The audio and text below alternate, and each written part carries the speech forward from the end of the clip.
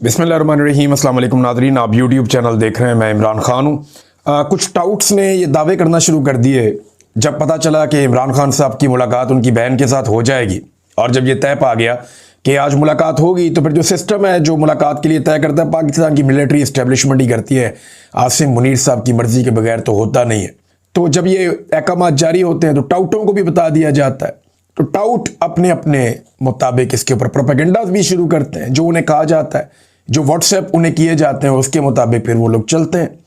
तो यहाँ टाउट्स ये प्रोपेगेंडा कर रहे थे कि जबाबंदी की एक शर्त है, यानी इमरान खान साहब की मुलाकात इस शर्त पे उनकी फैमिली या बहन के साथ करवाई जा रही है कि जबाबंदी रहेगी। अब देखें ना, टाउटों को ये पता नहीं चलता कि वो साथ ही साथ मिलिट्री एस्टेब्लिशमेंट के कपड़े भी उतार रहे होते हैं और पाकिस्तान के अवाम उन्हें नंगा देख रहे होते हैं उस हमाम के अंदर, जहां मिलिट्री एस्टेब्लिशमेंट भी है और टाउट भी है और उनके सहूलतकार भी हैं। तो अवाम देख रहे होते हैं। यानी आप जब ये कहते हैं कि मुलाकात इस शर्त पर करवाएगी कि जबाबंदी है, तो फिर पाकिस्तान में आज़ाद ये इजहार राय तो रहा नहीं, ना कोई बुनियादी हकूक रहे। और आपने ये भी साबित कर दिया कि जनाब पाकिस्तान की एस्टेब्लिशमेंट ही ये फैसले करती है, मुलाकातों की किसी और की कोई औकात नहीं है, वो तो वैसे भी किसी की नहीं है। तो टाउटों को मुंह की खानी पड़ गई जैसे इमरान खान साहब की बहन बाहर निकली और उन्होंने आकर बताया कि इमरान खान साहब ने जेल के अंदर बैठकर क्या कहा। अब जरा इमरान खान साहब के अपने एक्स अकाउंट के ऊपर जो उनका स्टेटमेंट जारी हुआ, ये स्टेटमेंट आपका सुनना बहुत जरूरी है। इसमें बहुत सारे पैगामात हैं और बड़ी क्लैरिटी है। जरा ये सुने कि इमरान खान साहब ने क्या कहा। टाउटों के मुताबिक डील हो गई थी। टाउट ये कह रहे थे कि डील हो गई है, इमरान खान साहब जेल से कोई बयान जारी नहीं करेंगे, मुलाकात हो जाएगी, ये टाउट कह रहे थे। अब डील के बाद इमरान खान साहब का स्टेटमेंट कैसा है जरा सुने।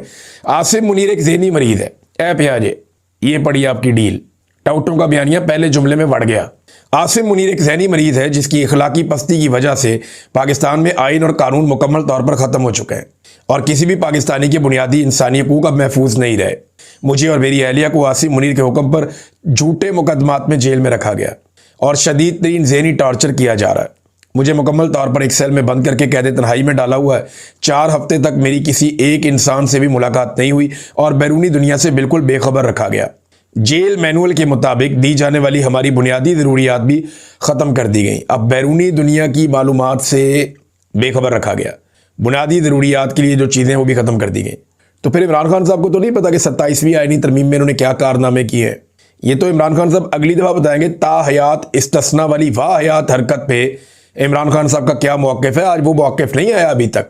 जब ताहयाती के ऊपर, इस वाहयाती के ऊपर इमरान खान साहब का मौक़िफ़ आएगा, तब आपको पता चलेगा कि खान साहब इस पे क्या कहते हैं। जब ये पता चलेगा कि आईनी अदालत किस तरीके से बनाई गई है और किस किस्म की कार्रवाइयाँ डाली गई हैं, तो तब एक और मौक़िफ़ आएगा। हाई कोर्ट के अहकामात के बावजूद पहले मेरी सियासी साथियों से मुलाकात पर पाबंदी लगाई गई और अब वकला और अहले खाना से मुलाकातें भी बंद कर दी गई। इंसानी हकूक़ का कोई भी चार्टर उठाकर देख लें, ज़हनी तशद्दुद भी टॉर्चर ही कहलाता है और जिस्मानी तशद्दुद से भी ज़्यादा संगीन अमल समझा जाता है। मेरी हमशीरा नौरीन नियाज़ी को सड़क पर घसीटा गया सिर्फ इसलिए कि वो मुझसे मुलाकात का जायज़ हक मांग रही थी। ये सिर्फ आसिम मुनीर जैसा शख्स ही कर सकता है। उसने डॉक्टर यास्मीन राशिद जैसी बुजुर्ग कैंसर सर्वाइवर को सियासी इंतकाम की गर्ज से जेल में डाला हुआ, मेरी अहलिया बुशरा बेगम को सिर्फ मुझ पर दबाव डालने के लिए कैद किया हुआ है। उनके बच्चों से भी उनकी मुलाकात नहीं करने दी जा रही।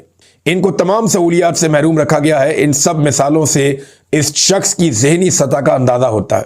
कैद तन्हाई काटना इंतहाई तकलीफ दे अमल है, लेकिन मैं ये सिर्फ अपनी कौम की खातिर बर्दाश्त कर रहा हूँ। इमरान खान ने फिर कहा कि कौम की खातिर मैं ये मार खा रहा हूँ। मैंने 10 मरतबा आपको बताया कि इमरान खान मार अपने लिए नहीं खा रहा, वो इस कौम के लिए मार खा रहा है। उसकी ज़िंदगी बड़ी शानदार है। इमरान खान अपनी ज़िंदगी जो बाकी बची है ना, सिर्फ सेल्फियाँ खिंचवाने में गुजर जाए तो लोग जितना प्यार करते हैं ना, एक लम्हे के लिए वो तनहा ना हो। इमरान खान अगर पूरी दुनिया का चक्कर एक लगा लेना तो दुनिया उसको सर और आंखों के ऊपर बैठाए, उसको अपने लिए कोई प्रॉब्लम नहीं है। प्रॉब्लम कहाँ पे है? प्रॉब्लम है पाकिस्तानी कौम के लिए, उसके लिए वो कुर्बानी दे रहा है। मैं अपनी कौम के लिए ये तकलीफ बर्दाश्त कर रहा हूँ कैद तन्हाई की। जब तक कौम खुद गुलामी की जंजीरें नहीं तोड़ती, पाकिस्तान पर मुसल्लत माफियात ऐसे ही उसका इस्तेसाल करते रहेंगे। एक्सटेंशन माफिया, लैंड माफिया, चीनी माफिया, मैंडेट चोर माफिया, हर एक इस कौम को तब तक गुलाम बनाकर रखेगा जब तक ये कौम खुद उठकर खड़ी नहीं हो जाती। आप आज इनके गुलाम हैं, आपकी नस्लें इनकी नस्लों की गुलाम होंगी। अगर इस चक्कर को तोड़ना है तो कौम को खुद गुलामी की जंजीरें तोड़कर हकीकी आज़ादी के लिए खड़ा होना है। देखिए, मैं अगर गुलाम हूं ना नवाज शरीफ का, तो ऑटोमेटिकली मेरे बच्चे मरियम नवाज के गुलाम हो जाएंगे, उनके बच्चे जो हैं वो मरियम नवाज के बच्चों के गुलाम हो जाएंगे। तो एक आम पाकिस्तानी सोचे ना कि क्या वो गुलामी पसंद करता है अपने बच्चों के लिए? क्या उसने गुलाम पैदा किए या उसकी औलाद को रब ने गुलाम पैदा किया है? रब ने तो उन्हें आज़ाद पैदा किया, तो फिर आप अपने बच्चों को गुलाम छोड़कर क्यों जाते हैं? ये वो सवाल है जो इमरान खान साहब को ये तकलीफ बर्दाश्त करवा रहा है। कौम खड़ी हो जाएगी एक दिन। आगे इमरान खान साहब कहते हैं कि विकेट के दोनों जानिब खेलने वालों की मेरी पार्टी में कोई जगह नहीं है। ऐसे लोग तहरीक इंसाफ के मीर सादिक और मीर जाफिर हैं। NDU, ये नेशनल डिफेंस यूनिवर्सिटी की वर्कशॉप में तहरीक इंसाफ के लोगों की शिरकत शर्मनाक है। एक जानिब हम लोग हर किस्म की सख्तियां बर्दाश्त कर रहे हैं, तो दूसरी जानिब जब हमारे ही लोग हम पर जुल्म ढाने वालों से समाजी ताल्लुकात बढ़ाने की कोशिश करते हैं तो मुझे इंतहाई तकलीफ होती है। ये इमरान खान साहब ने कहा। मैं हमेशा कहता आया हूं कि अपने ही लोगों पर ड्रोन अटैक्स और मिलिट्री ऑपरेशन से दहशतगर्दी मजीद बढ़ती है। आसिम मुनीर की पॉलिसियां इस मुल्क के लिए तबाहकुन है। इस ही की पॉलिसी की बदौलत आज मुल्क में दहशतगर्दी का नासूर है और यह बेकाबू है, जिस पर मुझे इंतहाई दुख है। उसको अपने मुल्क के मफादात की रत्ती बराबर भी परवाह नहीं है। ये जो कुछ कर रहा है महज मगरबी दुनिया की खुशनुदी के लिए कर रहा है। अफगानिस्तान के साथ आग को जानबूझकर भड़काया। उसका मकसद है कि उसे इंटरनेशनल मुजाहिद समझा जाए। इसने पहले अफगानियों को धमकाया, फिर मुहाजिरीन को मुल्क से धक्के देकर बाहर निकाला, उन पर ड्रोन हमले किए, जिसके असरात पाकिस्तान में दहशतगर्दी बढ़ने की सूरत में आए। इस शख्स ने अपने जाती मफाद के लिए मुल्क को दहशतगर्दी की भेंट चढ़ा दिया है। सुहेल आफरीदी काबिल तारीफ है क्योंकि जबर के इस माहौल में वो मफामत की बजाय मुजामत को तरजीह दे रहा है। सुहेल आफरीदी को पैगाम देता हूं कि फ्रंट फुट पर आकर खेलता रहे। इस मुल्क में कोई कानून और आइन नहीं है। कानून सिर्फ तहरीक इंसाफ के लिए हरकत में आता है, वरना हर कोई इससे मुबर्रा है। सुहेल आफरीदी जो भी कर रहा है उसे जारी रखे, मैं उसकी मुकम्मल हमायत करता हूं। गवर्नर राज की धमकियां लगाने वाले कल की बजाय आज लगा लें और फिर देखें कि उनके साथ होता क्या है। महमूद अचकजई और अल्लामा राजा नासिर अब्बास मेरे लिए इंतहाई काबिल एहतराम है। वो जमहूरियत पसंद और उसूल परस्त लोग हैं। मुझे हैरत है कि अब तक इनका नोटिफिकेशन जारी नहीं हुआ। तहरीक इंसाफ की पार्लिमानी जमात को हदायत करता हूं कि स्पीकर और चेयरमैन सेनेट के सामने इस मामले पर एहतजाज करें ताकि उनका अपोजिशन लीडर का नोटिफिकेशन जारी किया जाए। इसके अलावा मौजूदा निज़ाम मुखालिफ किसी भी किस्म की तहरीक के लिए जो भी कॉल तहरीक तहफ़्फ़ुज़ आईन पाकिस्तान की जानिब से दी जाए, तमाम तहरीक इंसाफ उस पर अमल करे। अडियाला जेल में इमरान खान साहब का यह स्टेटमेंट। जरा दूसरा हिस्सा जो है वो एडमिनिस्ट्रेटिव है, लेकिन इसमें जो NDU के हवाले से बात की, इसमें आदिल बज़ई ने एक स्टेटमेंट दिया। उसने कहा मैं इमरान खान साहब का सिपाही हूं और इमरान खान ही का वफादार हूं। हमें इमरान खान साहब ने ही पार्टी और पार्लिमानी डिसिप्लिन का पाबंद बनाया। NDU में हम खुद नहीं गए, हमें पार्लिमानी पार्टी ने हमारे नाम दिए और वहां भिजवाया। हम उनकी हदायत पर गए थे और इससे पहले भी लोग जाते रहे हैं। अगर पार्टी ये पॉलिसी बना लेती और वादे कर देती तो हम कभी भी ना जाते और हम ये गुस्ताखी ना करते। हमारी रसाई इमरान खान साहब तक नहीं है, हमारा मौक़िफ़ वहाँ तक नहीं पहुँच पा रहा। ये उन्होंने कहा जी कि हम कभी भी ना जाते, आसिम मुनीर साहब से मुलाकात ना करते। ये तो हमें पता ही नहीं था, हमें तो पार्टी ने कहा था। ये आदिल बज़ई साहब ने कहा। बाकी लोग भी ऐसी ही बात करेंगे। लेकिन देखें ना, जब इमरान खान साहब की आसिम मुनीर साहब से लड़ाई हो रही है और वो बार बार ये कह रहे हैं कि मुझे और मेरी बीवी को आसिम मुनीर ही मार रहा है, हमारी पार्टी को आसिम मुनीर ने ही मारा है, आसिम मुनीर ने ही हमारे साथ ज्यादती की है, तो फिर आसिम मुनीर के साथ जब आप अटेंड करेंगे कोई भी इवेंट्स या उनके साथ सोशलाइज होंगे तो इमरान खान साहब के कॉज को फिर नुकसान होगा। या तो इमरान खान साहब ने डील करनी हो ना, तो आप रास्ता बनाएं, मुलाकातें करके बातचीत करें कि सर आए, आप बैठे कोई रास्ता निकालें, सर छोड़ दें इमरान को। तरला मिन्नत आपने करना हो। आपको याद है जब नून लीग का बुरा वक्त चल रहा था तो जनरल बाजवा ने इसी किस्म की एक मीटिंग के अंदर जब बुलाया तो ख्वाजा आसिफ पानी की बोतल लेकर वहां खड़े हो गए जनरल बाजवा के रास्ते में, और PMLN के लोगों ने जनरल बाजवा को घेर लिया था और मिन्नतें तरले कर करके जनरल बाजवा का दिल नरम करने की कोशिश करते रहे। तो अगर यही काम PTI ने करना है तो फिर इमरान खान को जेल काटने की क्या जरूरत है और इतनी तकलीफ बर्दाश्त करने की क्या जरूरत है। दूसरी जो चीजें इमरान खान साहब ने कही कि पॉलिटिकल कमेटी खत्म कर रहा हूं। सलमान अकरम राजा के पास इख्तियार है कि वो एक नई मुख्तसर कमेटी बनाए जो सियासी हिकमत अमली वज़ा करे और उस पर अमल दरामद करवाए।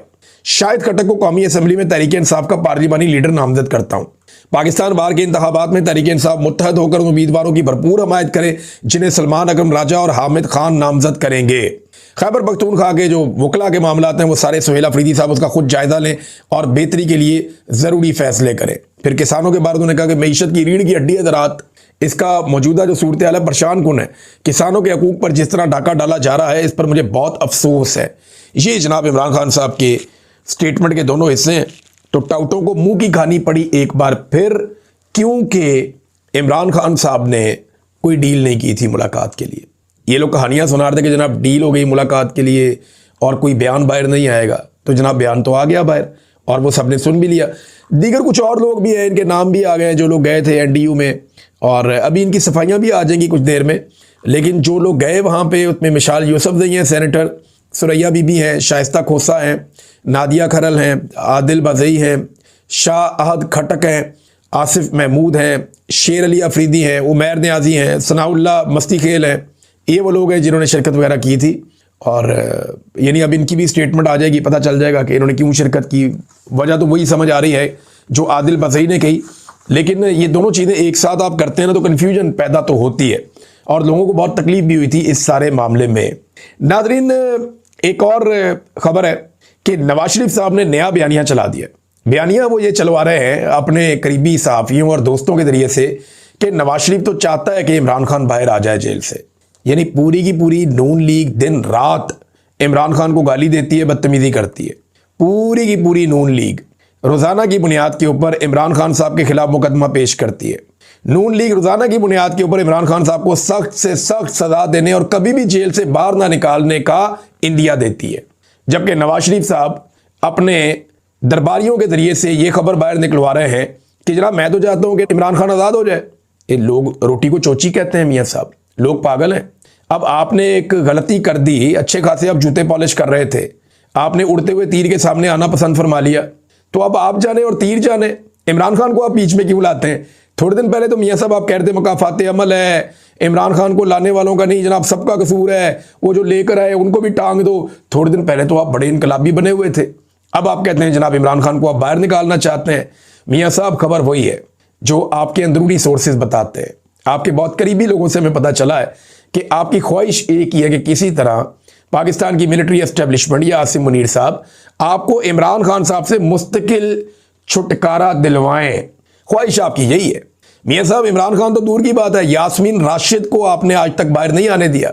जब यास्मीन राशिद साहब को गिरफ्तार किया गया था तो चंद महीने के बाद उनको रिहाई मिल गई थी, लेकिन मियाँ साहब की ख्वाहिश के ऊपर यास्मीन राशिद साहबा को दोबारा गिरफ्तार किया गया क्योंकि वो हल्के में जाती और अपनी कंपेन खड़ी करती और नवाज शरीफ के लिए मुश्किल होता, वो नवाज शरीफ वहां से इलेक्शन लड़ता है।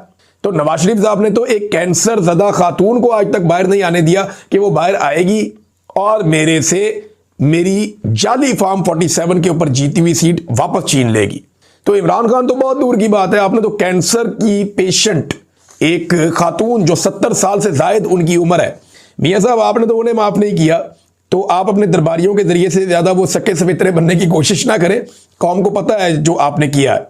नाज़रीन, सुहेल अफरीदी की एक मुलाकात हुई अमेरिकी कौंसल जनरल से, उस पर एक स्टेटमेंट भी जारी हुआ है कौंसलेट पेशावर की जानिब से, और इसके अंदर कहते हैं जी बड़ी इंपॉर्टेंट डिस्कशन हुई है क्राइम के ऊपर, टेररिज्म के ऊपर और आपस में मिलकर काम करने के हवाले से। और कुछ खबरें आ रही हैं कि जनाब मादनियात के मामलात हैं या इंडस्ट्री के मामलात हैं या तामीराती या जो प्रोजेक्ट्स हैं उनके हवाले से कोई मामलात हैं, तो वो खैबर पख्तूनख्वा की हुकूमत वो करना चाहती है अमेरिका के साथ बातचीत करी, तो दिस इज़ गुड। अगर पाकिस्तान की फेडरल गवर्नमेंट डायरेक्टली डील करती है जाके अमेरिका के साथ तो ये बहुत अच्छा है। कोई भी सूबाई हुकूमत खुद डील करती है तो बहुत अच्छी बात है, लेकिन फौज को यह हक नहीं है कि वो जाए और जाकर सियासतदानों के या अवामी नुमाइंदे के हक को मारते हुए खुद से डीलें करती फिरे कि जनाब हम आपको मादनियात देंगे, हम आपको ये वाली चीज़ देंगे, हम आपको वो वाली सहूलत देंगे, दहशतगर्दी के खिलाफ हम ये। फौज का काम नहीं है भाई। अगर दहशतगर्दी के खिलाफ अमेरिका से कोई मदद चाहिए तो वहाँ ख्वाजा आसिफ जाएगा ना, बेशक जाली वजीर दिफा है लेकिन वही जाएगा, वही जाकर बात करेगा। ख्वाजा आसिफ को जाना होगा, वजीर दाखिला मिल सकता है, वजीर खारजा मिल सकता है, वजीर दिफा मिल सकता है। मेन दो लोग हैं, वजीर दिफा और वजीर खारजा, वजीर आजम मिल सकता है। लेकिन ये आर्मी चीफ का मिलना, फील्ड मार्शल का, बाकी लोगों का, ये गैर जरूरी है। ये एक्सरसाइज नहीं होनी चाहिए, यानी ये मुनासिब नहीं है, कोई तरीकाकार नहीं है।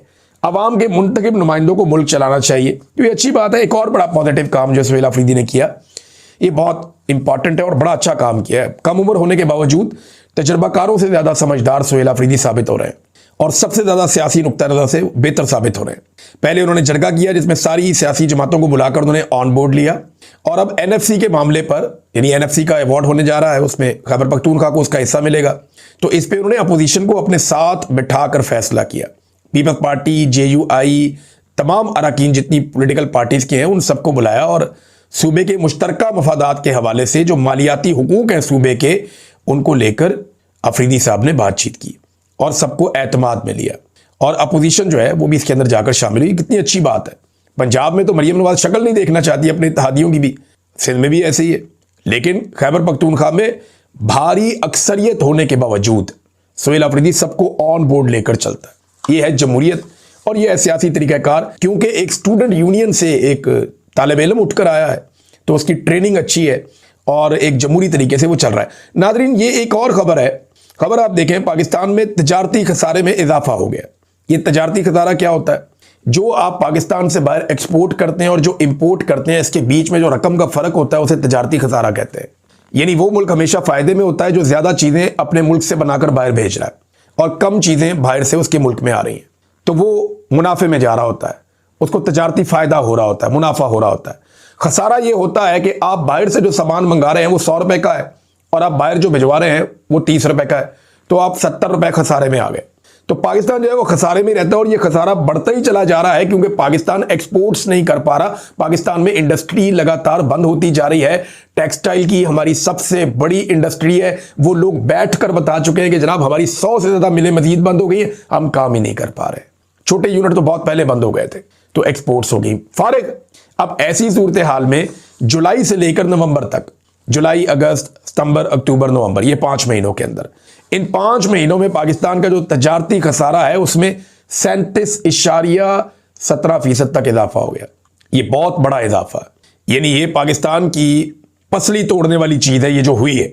एक और बड़ी खौफनाक खबर आई है नाज़रीन, और इस खबर के ऊपर बहुत सारे लोग कमेंट कर रहे हैं और ये बैन अल-अक़वामी सतह पे पाकिस्तान की एक बहुत बड़ी जग हसाई हुई है। ये data economic policy and business development think tank, ये इनका डाटा है और बैन अल-अक़वामी सतह पे ये काम करते हैं, पूरी दुनिया का डाटा इकट्ठा करते हैं। अब इन्होंने एक डाटा जारी किया जिसमें ये बता रहे हैं कि गवर्नेंस के मसाइल किस मुल्क में ज्यादा हैं। अब जरा आप चेक करें कि पाकिस्तान की हालत क्या है। टोटल 120 पॉइंट है, जिसको जितने ज्यादा पॉइंट मिलेंगे उसकी उतनी बुरी हालत है। 120 पॉइंट में से पाकिस्तान ने 109 पॉइंट हासिल किए हैं। 109 पॉइंट 120 में से, ये पाकिस्तान की हालत है। इंडिया ने 71 पॉइंट हासिल किए हैं, यानी वो बहुत बेहतर है पाकिस्तान से। बांग्लादेश में भी इनकलाब है, बेड़े ही गर्क हुआ पड़ा है, 95 पॉइंट उन्होंने हासिल किए। वियतनाम 48 पॉइंट हासिल किए। तुर्की ने 74वें नंबर पे। तो पाकिस्तान 109वें नंबर पे पहुंच गया 120 में से। 120 पॉइंट्स में से 109 पे पाकिस्तान पहुंच गया। बेड़े गर्क कर दिया पाकिस्तान की गवर्नेंस का इस हुकूमत ने, और ये डाटा इस बात की गवाही दे रहा है। इसमें क्या क्या चीजें नोट की जाती हैं? वॉइस एंड अकाउंटेबिलिटी, एहतसाब का निज़ाम, बोलने की ताकत, पॉलिटिकल स्टेबिलिटी, सियासी इस्तेकाम है ही नहीं, एब्सेंस ऑफ वायलेंस, यानी यहाँ पे तशद्दुद नहीं होना चाहिए, तशद्दुद तो बहुत ज्यादा है पाकिस्तान में। गवर्नमेंट इफेक्टिवनेस, ये भी नहीं है पाकिस्तान में, गवर्नमेंट इफेक्टिव है ही नहीं। Regulatory authority and there quality, कोई चक्कर नहीं है। रूल ऑफ लॉ बिल्कुल ही फारग है Pakistan. Control of corruption, corruption के ऊपर काबू पाना, ये भी नहीं हो रहा पाकिस्तान। अब ये सारी चीजें मिलकर जो बेड़ा गर्क कर रही है, पाकिस्तान को 109 पॉइंट मिल गए 120 में से। कितनी आपकी पथेटिक सूरत हाल है गवर्नेंस की पाकिस्तान की गवर्नमेंट की, और इसके बावजूद ये कहते नहीं हम टेक ऑफ कर रहे हैं। ये टेक ऑफ कर रहे हैं आप मियां साहब, बेड़ा गर्क कर दिया पाकिस्तान का पकड़ के आपने। नादरीन, जब इमरान खान साहब के दौरे हुकूमत में पीका एक्ट के ऊपर तरमीम हो रही थी, ये आया तो पहले 2016 में था नवाज शरीफ के दौर में, फिर जब इसके ऊपर पीका एक्ट में तरमीम हो रही थी तो सहाफियों ने बड़े बड़े कैंप लगा दिए, बैठ गए उधर सारे रज के। उन्होंने कहा सवाल ही पैदा नहीं होता, हम नहीं होने देंगे, हम नहीं होने देंगे, ये कानून हम नहीं बनने देंगे। हालांकि ये जो अब इन्होंने पीका बना दिया ना, ये उसका इमरान खान साहब के दौर में 5% भी नहीं था। जितना जुल्म अब किया है ये तो कानून ही नहीं है, ये तो कोई इन्होंने तलवार बना दी है जो सबकी गर्दन उतार देगी। ये तो कानून तो इसको कह ही नहीं सकते आप, ये तो लाकानूनियत है, बिल्कुल काला कानून जो इन्होंने अब पीका का बनाया। अगर उस दौर में 5% भी नहीं था इंपैक्ट और सारे सहाफी बैठे हुए थे खेमे और कैंप लगा के और धड़ाधड़ वहां पे एहतजाज हो रहे थे, और आज जब पीका यहां पे नाफिज कर दिया, बंदे पकड़ पकड़ के अंदर डाल रहे हैं, हमारे सहाफियों को इन्होंने नाक में दम किया हुआ है और कोई सहाफती तंजीम उसके खिलाफ खड़ी नहीं हो रही, कोई उसके बारे में बात नहीं कर रहा। यहां पे अल्लामा राजा नासिर अब्बास साहब ने इसके ऊपर एक स्टेटमेंट भी दिया कि जब पीका एक्ट लगा तो हमें लगा कि सहाफी हर रोज एहतजाज करेंगे, लेकिन जब जुल्म होता है तो सब खामोश हो जाते हैं, तो फिर जालिम और ज्यादा दिलेर हो जाता है। खामोशी जुल्म के मुकाबले में जुर्म है। तो सहाफी जो है ना, वो इमरान खान साहब के दौर में बहुत ज्यादा खड़े होकर तहरीकें चलाते थे, लेकिन आज के दौर में जुल्म उससे 10 गुना ज्यादा है या उससे भी ज्यादा है, और तहरीक चलाने वाला कोई भी नहीं। नादरीन, सौराब बरकत साहब की अच्छी खबर यह है कि वो जुडिशल हो गए और मैं उम्मीद करता हूं कि जल्दी उनकी बेल भी हो जाएगी। वकला की बड़ी मेहरबानी, सबने बड़ी मेहनत की, लेकिन अभी 2 जर्नलिस्ट हैं, उनके लिए आप सब आवाज़ उठाएं, जिनमें एक आगा शेख सरवर साहब हैं, एक राय गुलाम अली साहब हैं। उनको शनाख्त परेड में देखें पकड़ा हुआ है और आज के दिन में उन्हें पेश किया जाएगा। मैं उम्मीद करता हूं कि वकला इस केस को भी अच्छे तरीके से लड़ेंगे और आप सारे सपोर्ट करने के लिए पहुंचेंगे और अल्लाह करे कि वो भी जल्दी बादियाब होकर अपने घरों को जाएं, क्योंकि फैमिलीज बहुत तकलीफ बर्दाश्त करती हैं जब इस किस्म का जुल्म किया जाए।